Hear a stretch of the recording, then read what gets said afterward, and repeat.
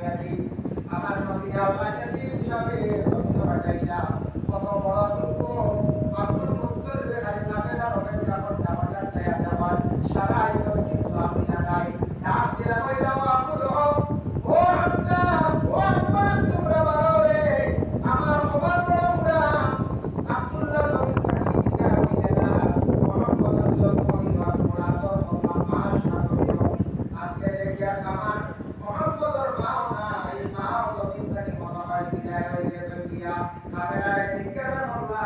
উম্মে আইমান একজন মহিলা সাধারণ মহিলা গো আমার আমিনা কই বলে আমিনা আবু আনা মুস্তান বেশি জ্বর হইছিল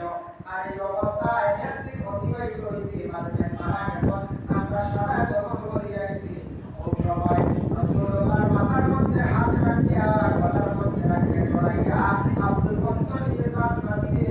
এর মধ্যে দিয়া হাত দিয়া এইভাবে বয়স এই সময় ৮ বছর হয়ে গেল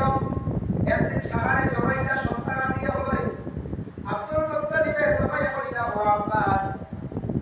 আব্বাস